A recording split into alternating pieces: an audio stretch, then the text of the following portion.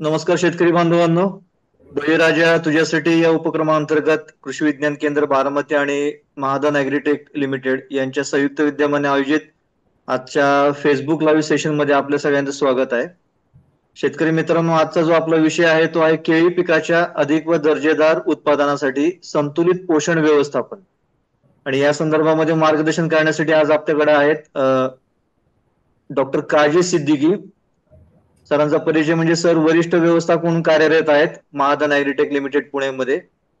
तर आज सर आपल्याला केळी पिकाच्या उत्पादनासंदर्भामध्ये माहिती देणार आहेत. नमस्कार सर. धन्यवाद कोटे सर. धन्यवाद.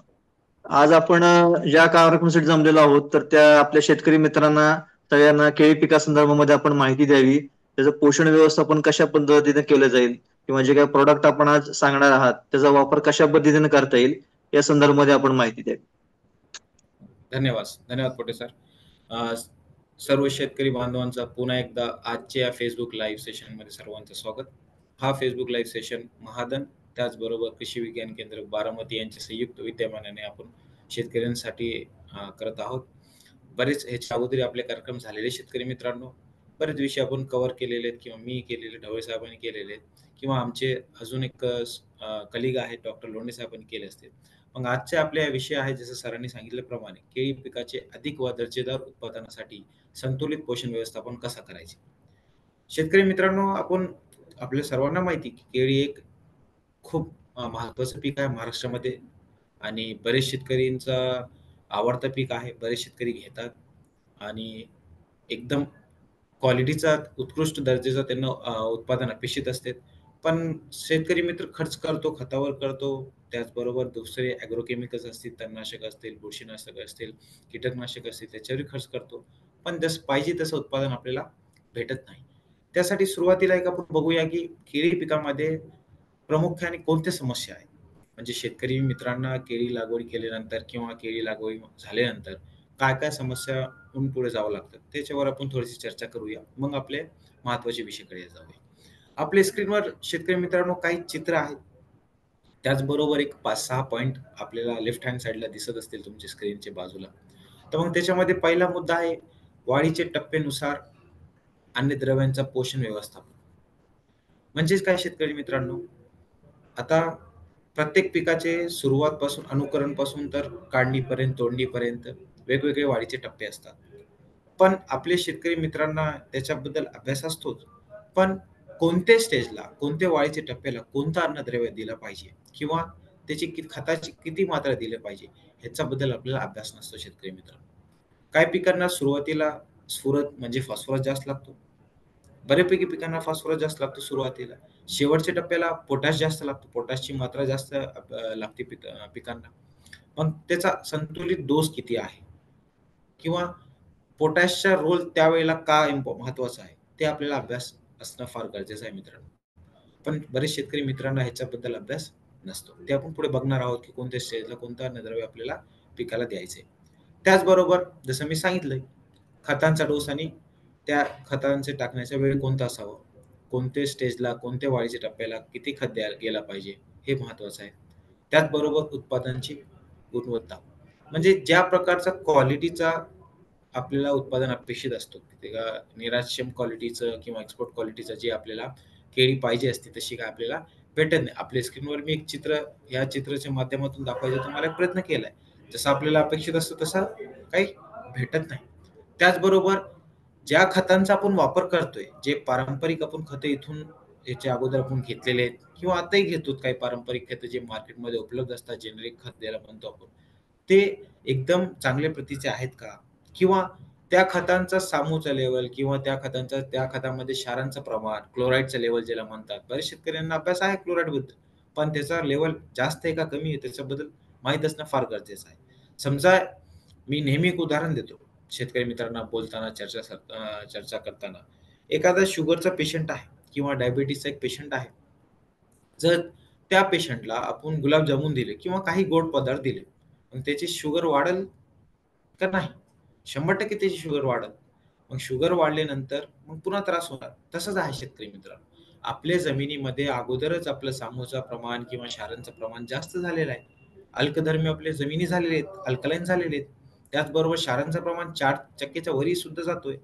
मग त्यावेळेला जर आपण ज्या खते असे निवडले, त्यामध्ये अगोदरच खतामध्ये क्षारांचं प्रमाण जर जास्त आहे, तर मग ते खतांचे क्षार प्लस आपल्या जमिनीमध्ये उपलब्ध असलेले क्षार हे निश्चितपणे त्यांचा लेव्हल वाढत. मग त्यासाठी आपल्याला अशी खतांची निवड करायची आहे, ज्यामध्ये क्षारांचं प्रमाण खूप कमी असला पाहिजे किंवा नसलंच पाहिजे. पण हे खते क्षारापासूनच तयार होतात. त्यामुळे प्रत्येक खतामध्ये काही ना काही प्रमाणात क्षार असणार. काहीमध्ये कमी असणार, पण काहीमध्ये जास्त असणार मित्रांनो. त्याचबरोबर आता केळीमध्ये समजा निराशम एक्सपोर्ट क्वालिटीचा आपल्याला केळी तयार करायची, उत्पादन चांगलं घ्यायचे, उत्कृष्ट दर्जाचं घ्यायचे.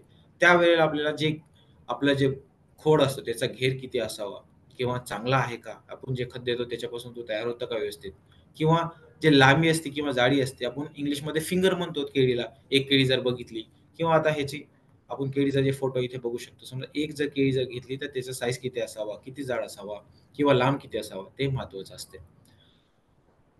हे झाला केळीची समस्याचा भाग.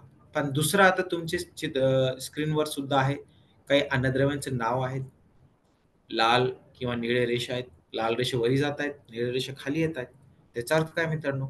तुम्हाला समजून सांगतो. फॉस्फरस पहिला त्याच्यामध्ये 1-2 उदाहरण देऊन सांगतो. तुम्हाला नंतर लक्षात येईल. फॉस्फरस म्हणजे स्फुरद.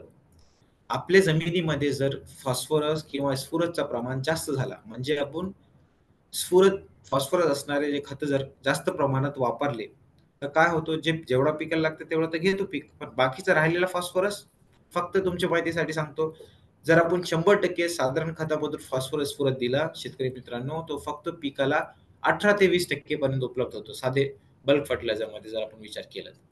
आणि ते खूप खूप कमी आहे. एकदम कमी आहे. 20% म्हणजे काहीच नाही. पण त्याचा दुष्परिणाम काय होतो? जमिनीमधले जे आयर्न आहे, जे लोह आहे आपला, झिंक आहे, म्हणजे मॅंगनीज आहे, ते सुद्धा पिकाला उपलब्ध होत नाही. म्हणजे आपला फॉस्फरस तर जास्त झाला, तेही उपलब्ध झालं नाही. कारण त्याची एफिशियन्सी कमी आहे. त्याचबरोबर दुसरे जे अन्नद्रव्ये म्हणजे कोणते आयर्न आहे, मॅंगनीज आहे, झिंक आहे, त्याच्या प्रमाणमध्ये समजा ते सुद्धा पिकाला उपलब्ध होत नाही. म्हणजे पीक उचलून घेऊ शकत नाही.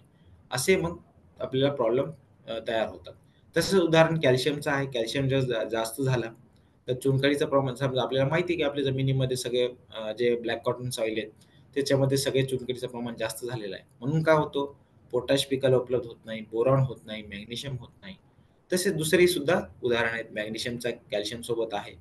आपण हे थोडक्यात सांगायचं झालं तर तुम्हाला 2 अन्नद्रव्यामधला परस्पर संबंध बिघडतो. जर त्यांच्यामध्ये संतुलित मात्रा नसली, तर 2 अन्नद्रव्यामधला परस्पर संबंध बिघडला, की मग त्यांची कार्यशैली जे कायम आहे त्यांचं ते काय व्यवस्थित होत नाही आणि पाहिजे तसं उत्पादन आपल्याला भेटत नाही. आणि हे खालचं आहे पी-एचचा चार्ट आहे. म्हणजे सामूचा चार्ट आहे. आता आपण बघू शकतो की इथे वरच्या रेंजमध्ये म्हणजे ह्या रेंजमध्ये इथे आकडे दिले आहेत काय 4 पासून 10 पर्यंत. पण पी-एचची रेंज असतो 0 ते 14 पर्यंत. पण एक 4 पासून एक साधारणपणे अन्नद्रव्य उपलब्ध व्हायला सुरुवात होतात. पण तुम्ही बघू शकता ते 6.5 ते 7.5च्या टप्प्यामध्ये इथे इथपर्यंत टप्प्यामध्ये जास्त अन्नद्रव्यांची मात्रा जास्त दिसते. म्हणजे हे सगळ्या अन्नद्रव्यांचे नाव आहेत nitrogen, phosphorus, potash, iron, manganese, boron. या रेंजमध्ये, ह्या सामूच्या रेंजमध्ये जास्त अन्नद्रव्य पिकाला उपलब्ध होतात. हे अन्नद्रव्यांची रेंज जास्त पिका जेव्हा पीक उचलून घेऊ शकतो म्हणजे ह्या पी-एचचे सामूचे लेव्हलवर. पण हे सामूचे लेव्हल मेंटेन करणं फार अवघड असतं, कठीण असतं. आपण काय करतोय, वारंवार एक सारखे पीक घेतोय, वारंवार जेनेरिक खतांचा वापर करतोय, ज्यामध्ये क्षारांचं प्रमाण जास्त आहे. त्यांचा पी-एचचा विचार न करता तसा वापरतोय, भरमसाठ वापरतोय. म्हणून आपल्या जमिनीमधला पी-एच आज 8, 8.5च्या वरी गेलेला आहे. म्हणजे काय? या रेंजमध्ये गेलेला आहे.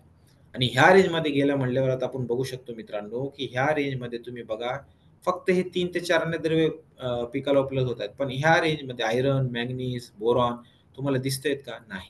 म्हणजे खूप कमी प्रमाणात आहे. पण पिकाला तर लागतो. 17 अन्नद्रव्ये पिकाला लागतात. 17 अन्नद्रव्ये पिकाला लागतात. म्हणजे बाकीचे अन्नद्रव्ये मग कुठून द्यायचं? जर आपलं सामूचं प्रमाण असं कमी जास्त होत राहिलं किंवा बरोबर आयडियल राहिलं नाही, अनुकूल राहिलं नाही, तर मग काय होणार? पिकाची वाढ होणार नाही. उत्पादन जसं पाहिजे तसं भेटणार नाही. म्हणून ह्या समस्येच्या मार्गसाठी महादननी विकसित केले पिकाचे वाढीचे टप्प्यानुसार महादन सोलुटेक केळी म्हणजे सोलुटेक बनाना. तसेच पोमोग्रेनेट म्हणजे डाळिंबसाठी सुद्धा उपलब्ध आहे वेगळे ग्रेड, तसेच टोमॅटोसाठी सुद्धा उपलब्ध आहेत, तसेच द्राक्षासाठी सुद्धा उपलब्ध आहेत. पण केळीचा मागच्या वर्षी लॉन्च झालेला आहे आणि खूप उत्कृष्ट रिझल्ट येत आहेत आणि उत्कृष्ट क्वालिटीचं उत्पादन आपल्या शेतकरी मित्रांना भेटत आहेत, चांगल्या प्रतीचा भेटतोय. आता ते कसे वापरायचे, वापरल्यानंतर काय-काय फायदे होणार ते आपल्याला बघायचे. त्याच्या अगोदर एक स्लाइडमध्ये तुम्हाला मी दाखवायचा प्रयत्न केला इथे आता. केळीची लाईफ सायकल आहे, म्हणजे कोणते-कोणते वाढीचे टप्पे आहेत इथे आपण बघू शकतो.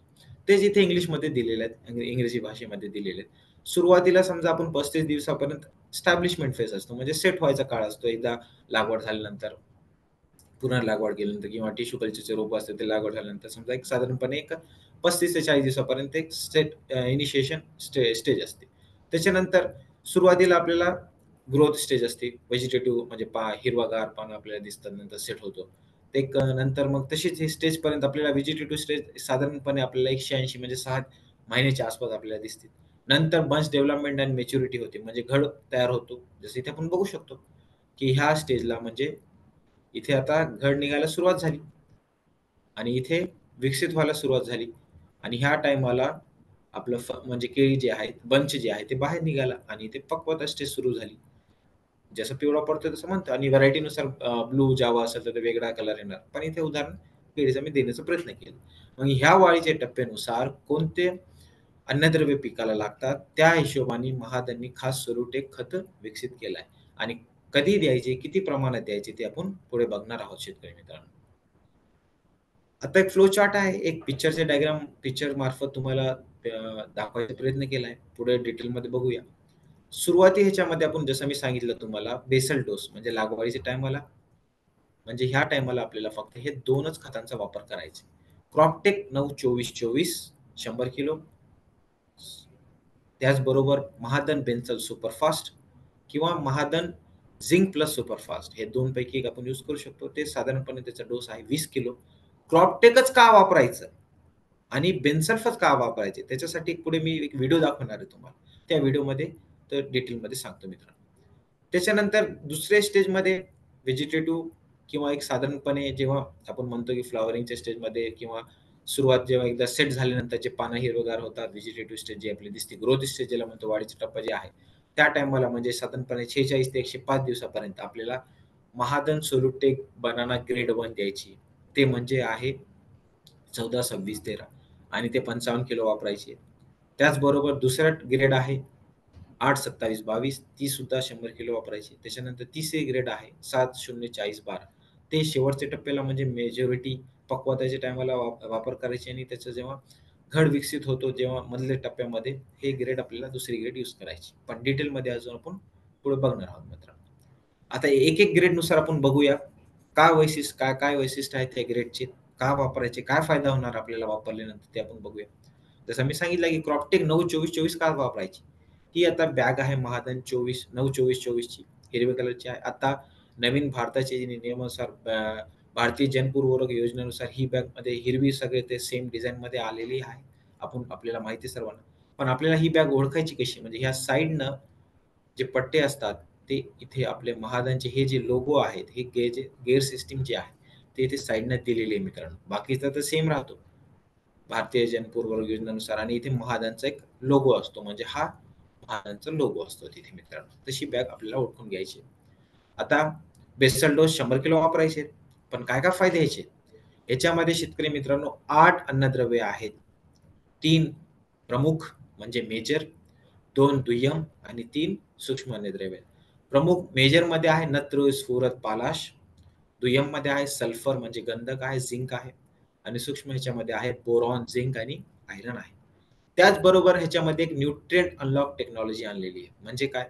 अन्नद्रव्य उपलब्धता तंत्रज्ञान आणलेलं आहे. त्याचा एक व्हिडिओ मी तुम्हाला दाखवणार, तेव्हा ते चित्राच्या माध्यमातून तुम्हाला लवकर लक्षात येईल. त्याचबरोबर हे वापरण्यास खूप सोपं आहे. आपण काय करतो? साधारण एन-पी-के खतं घेतो मार्केटमध्ये उपलब्ध असलेल्या 1846 असेल, 1232 असेल, 1026 असेल, आपण ते घेतो. त्याचबरोबर वेगवेगळे मायक्रोन्यूट्रंट घेतो आणि त्याचं मिश्रण तयार करतो आणि ते पिकाला टाकतो. पण जेव्हा आपण टाकतो, तर पिकाला समतोल प्रमाणात म्हणजे एक झाड जे आहे केळीचं समजा एक रोप आहे, तिथे पूर्ण प्रमाणात पडतो का तो? कुठेतरी नत्र जास्त दिसेल, कुठेतरी जास्त फॉस्फरस पडेल, पण समतोल प्रमाणात पडत नाही. ह्याच्यामध्ये खताचे प्रत्येक दाण्यामध्ये 8 अन्नद्रव्ये संतुलित प्रमाणात आम्ही टाकलेले आहेत. ते खत तसं विकसित केलेलं आहे आणि हे पिकाला पुरेशा प्रमाणात उपलब्ध होतात. आणि क्रॉपटेक 9-24-24 घेतल्यानंतर तुम्हाला दुसरे खतं मायक्रोन्यूट्रिएंट घ्यायची काही गरज पडत नाही. मिक्स करायची गरज पडत नाही. त्याचबरोबर ह्या न्यूट्रिएंट अनलॉक टेक्नॉलॉजीमुळे जमिनीचे आरोग्य सुद्धा टिकून राहतं. आता बघूया की न्यूट्रिएंट अनलॉक टेक्नॉलॉजी काय आहे? आता एक व्हिडिओ आहे. हे क्रॉपटेकची 821ची बॅग आहे, पण नट टेक्नॉलॉजी दोन्ही ह्याच्यामध्ये आहे. पण दाखवायचा प्रयत्न करतो. एक साधारण कांद्याच्या पीकचं उदाहरण तुम्हाला देण्याचा प्रयत्न केलेला आहे. हे आता आहे मित्रांनो, हे फॉस्फरस जे आहे ते जमिनीमध्ये चिटकलेला फॉस्फरस असतो आणि ह्याच्यामध्ये कोणते फॉर्ममध्ये तो चिटकतो? अॅल्युमिनियम फॉस्फेट असेल, आयर्न फॉस्फेट असेल, कॅल्शियम फॉस्फेट असेल. आता हे चिटकल्यानंतर ते पिकाला उपलब्ध होत नाही. कारण स्फुरसचा गुणधर्म आहे, की तो मातीच्या कणावर चिटकून बसतो आणि तो चिटकल्यानंतर त्या पिकाची मुळं त्याला काही उचलून घेऊ शकत नाही आणि ते पिकाला उपलब्ध होत नाही मित्रांनो. म्हणून हे न्यूट्रिएंट अनलॉक टेक्नॉलॉजीमुळे काय होतं, हे जे चिटकलेलं जे सगळं फॉस्फरस आहे, ते सुद्धा पिकाला उपलब्ध द्यायचं काम करतो. आणि इथे आपल्या स्क्रीनवर पूर्ण आता व्हिडिओ झालाय. आता इथे बघू शकता, की आपण हे सूक्ष्म जीवाणू जे मी सांगत होतो, वेगवेगळ्या प्रकारचे मी दाखवायचा प्रयत्न केला चित्राच्या माध्यमातून. हे ॲक्टिव्हेट होतात. कारण त्या खतावरची जी कोटिंग आहे, त्याच्यावर एक अनावरणची कोटिंग केलेली आहे. ते पिकांचा सूक्ष्म जीवाणूचा तो खाद्य आहे. म्हणजे काय? ते एखादा साखर कुठे पडली किंवा जमिनीवर साखर आपण समजा हाताने पडली आपली, लगेच तुम्हाला ते काही सेकंदामध्ये, काही मिनिटामध्ये आपल्याला मुंग्या अट्रॅक्ट होतात, मुंग्या येतात. कारण त्याचा तो खाद्य लगेच त्यांना सेन्स होतो. तसंच इथे हा प्रकार आहे. खत टाकल्यानंतर लगेच सूक्ष्म जीवाणू त्याला आकर्षित होतात. आकर्षित झाल्यानंतर जे काही फॉस्फरस जे मी तुम्हाला उदाहरण दिले आयर्नचं, कॅल्शियमचं, कॅल्शियम फॉस्फेटचं ते पिकाला उपलब्ध होतो. कारण त्यांची प्रतिक्रिया होते आणि ते ॲसिड्स रिलीज करतात. ते रिलीज झाल्यानंतर ॲसिडचं रिएक्शन होऊन ते पिकाला उपलब्ध करून द्यायचं काम करतात. म्हणून काय होतं पहिला उदाहरण आहे, पहिला बेनिफिट आहे मिनरलायझेशन आणि मोबिलायझेशन म्हणजे फिक्स फॉर्ममधून पिकाला सोल्युबल फॉर्ममध्ये किंवा पिकाला उचलून घ्यायच्या फॉर्ममध्ये ते रूपांतर करून देतात आणि पिकाला तो उपलब्ध होतात. त्याचबरोबर सूक्ष्म जीवाणूंची जनसंख्या वाढते आणि त्यांचं कार्य वाढतो. म्हणून काय होतं जमिनीचं आरोग्य, जमिनीचा पोत टिकून राहतो. त्याचबरोबर चिटकलेले अन्नद्रव्ये ते सुद्धा पिकाला उपलब्ध होतात आणि जे खताचे अन्नद्रव्ये ते वाहून जात नाही. ते पिकाला पूर्णपणे, सहजपणे उचलून घेता येतात आणि उपलब्ध होतात. हे आहे न्यूट्रिएंट अनलॉक टेक्नॉलॉजीचा कॉन्सेप्ट. पुन्हा एकदा मी व्हिडिओ प्ले करतो जेणेकरून आपल्याला लक्षात येईल. त्याच्या अगोदर हे क्लिअर करतो 1 मिनिट. आता पुन्हा एकदा बघून घ्या. त्याच्यानंतर पुढच्या स्लाइडकडे आपण जाऊया मित्रांनो.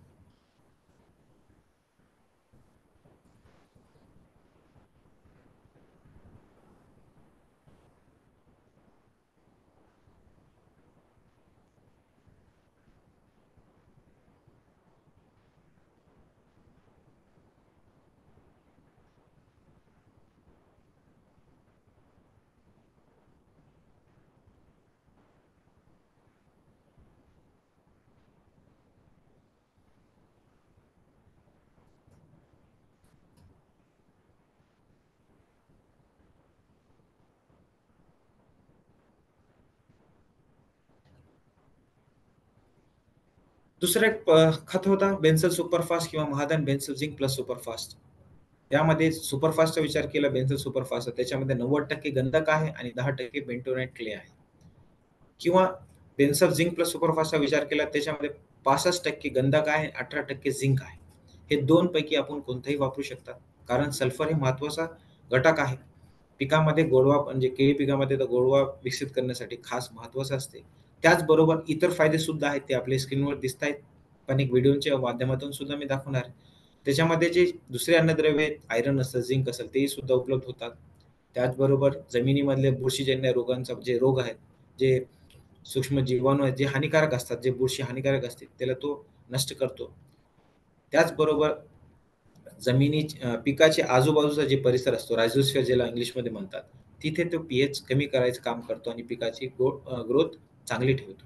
आता त्याचा एक व्हिडिओ बघूया, जेणेकरून आपल्याला लक्षात येईल, की बेन्झल सुपरफास्ट का द्यायचे मित्रांनो? शेतकरी मित्रांनो, तुम्हाला तर माहीतच आहे, चांगली पिकं घ्यायची असेल तर चांगलं खत वापरणं खूप आवश्यक असतं. पण चांगली खतं म्हणजे नेमकं काय? केवळ NPK वापरल्याने पिकांना सर्व आवश्यक घटक मिळतात का? मित्रांनो, चांगलं आणि भरघोस पीक घ्यायचं असेल तर पिकांना नत्र, स्फुरद, पालाश यासह गंधकाची खूप आवश्यकता असते. म्हणून तर मित्रांनो, आपलं महाधन तुमच्यासाठी घेऊन आलंय बेन्सल्फ सुपरफास्ट रिलीज टेक्नॉलॉजी असलेलं महाधन बेन्सल्फ सुपरफास्ट. या दाणेदार खतावर 10% बेंटोनाइट क्लेचे आवरण असून यात 90% गंधकाचा समावेश आहे.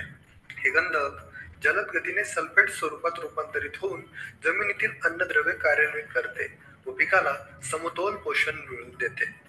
सल्फर जमिनीत योग्य प्रकारे मिसळण्यासाठी मातीत आर्द्रता, सेंद्रिय द्रव्ये तसेच पुरेसे तापमान असणे आवश्यक असते.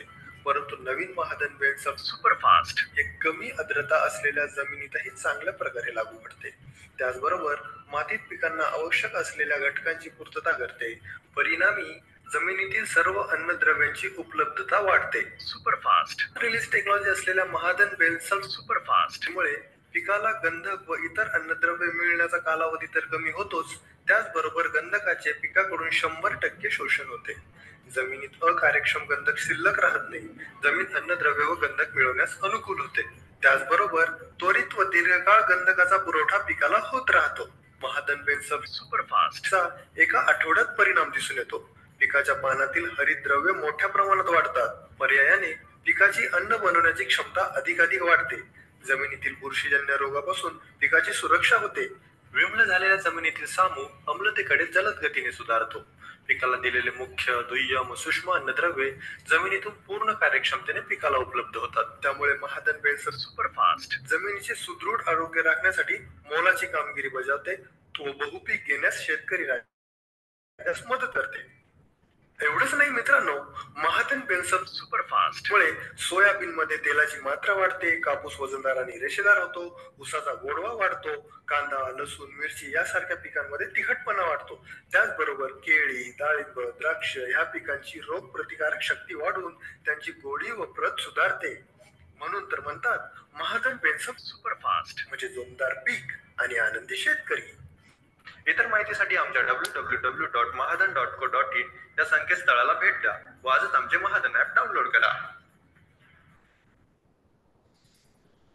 तर आपण बघितलंय मित्रांनो की बेन्सल्फचं का कार्य आहे, कशासाठी वापरायचे. आता येऊया खास जे महाधननी केळीसाठी सोरोटेक ग्रेड जे विकसित केले त्याचे वैशिष्ट्य बघायला आणि काय काय फायदे होतात ते आपण बघूया. पहिली ग्रेड आहे शेतकरी मित्रांनो महाधन सोरोटेक केळी 14, 26, 13 आणि खूप महत्वाची ग्रेड आहे.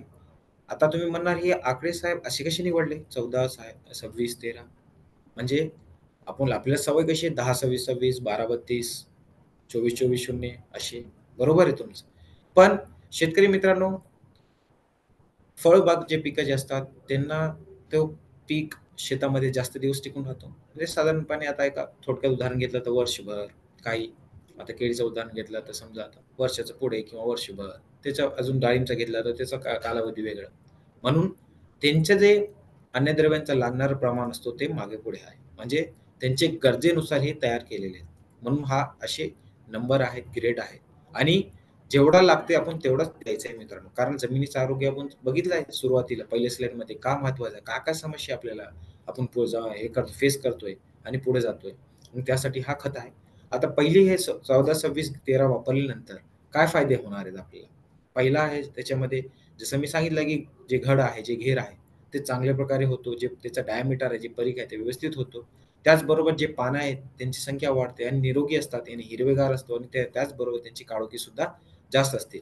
आणि काळोखी व्यवस्थित राहिली शेतकरी मित्रांनो त्याच्यानंतर त्याचा बेनिफिट काय आपल्याला सर्वांना माहिती आहे की झाडांचा अन्नद्रव्य कुठून तयार होतो, प्रकाश संश्लेषणाची प्रक्रियामुळे म्हणजे फोटोसिंथेसिसमुळे.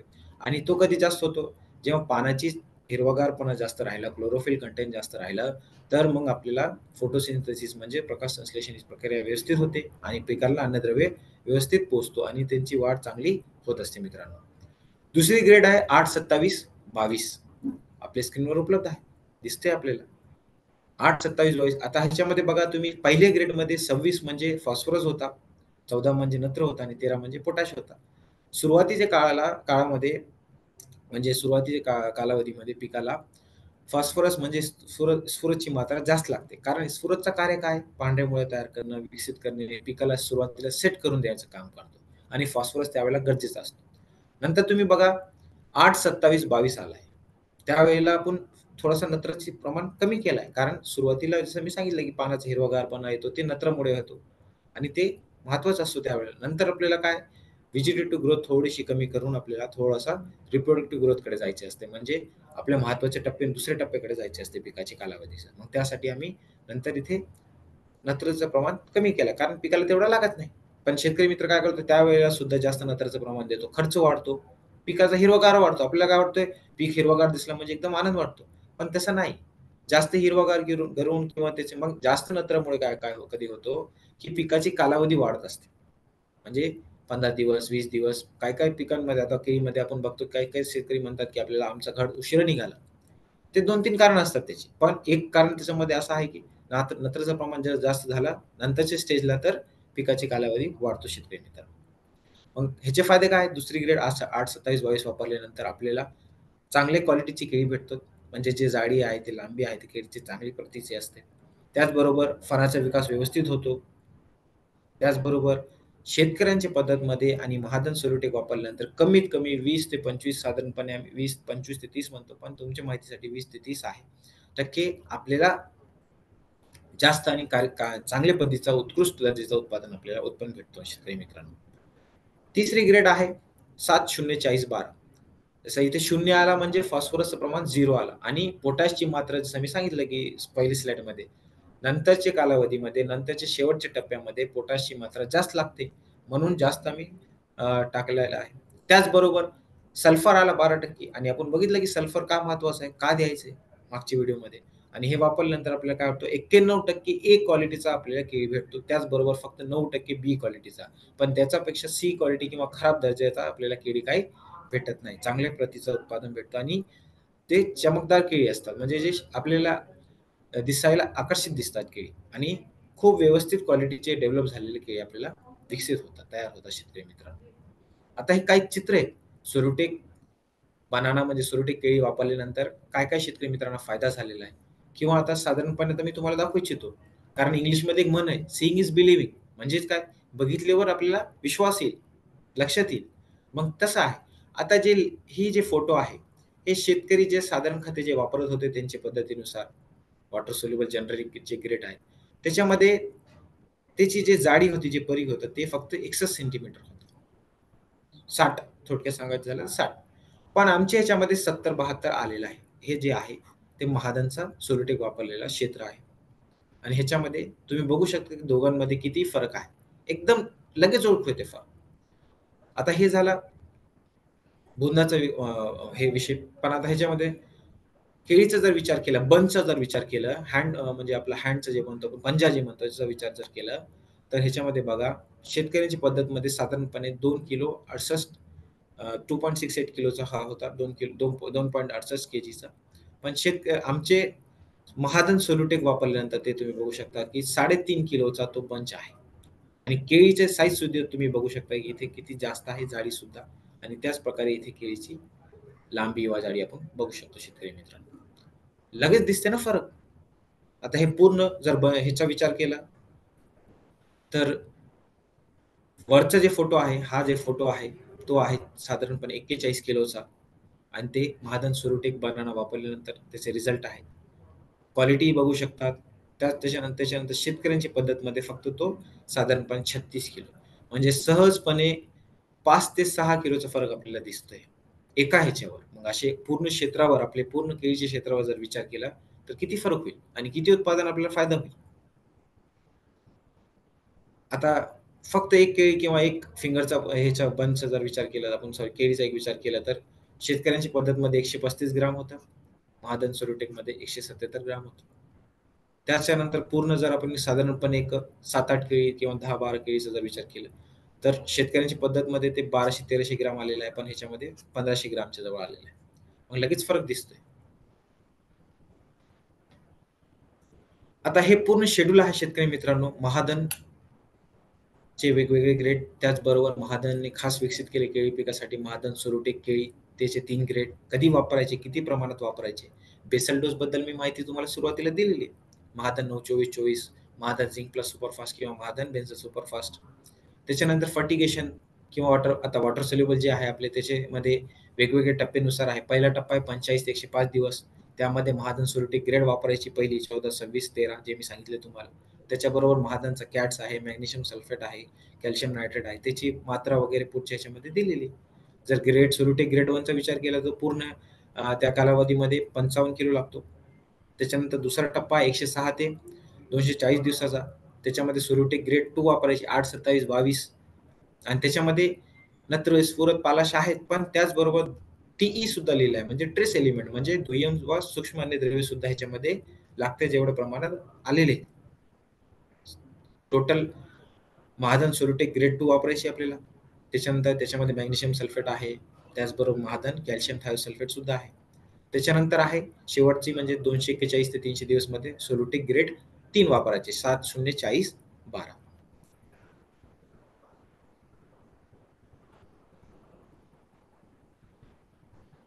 हे खतांचे बॅग आहेत शेतकरी मित्रांनो, पुन्हा एकदा बघून घ्या.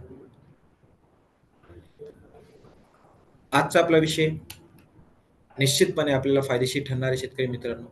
काही तुमची अडचणी असतील तर निश्चितपणे आमचे महाधन ॲपवर ॲप डाउनलोड करा आणि तिथे आपले क्वेश्चन्स असतील, काही शंका असतील, क्युरीज असतील तर निश्चितपणे मांडा. आणि आमचा महाधनचा फेसबुक पेज लाईक करा. त्याचबरोबर आजच्या फेसबुक लिंकच्या खाली आपल्या कमेंटमध्ये तुम्ही क्वेश्चन रेज करू शकता, तिथे उत्तर देण्यात येईल आपल्याला. त्या आमचे यूट्यूब चॅनल सुद्धा आहे, आमचा वेबसाईट सुद्धा आहे, तिथे आपल्या व्हिजिट करा किंवा आम्हाला मोबाईलवरही आपल्याला फोन करू शकता. धन्यवाद शेतकरी मित्रांनो.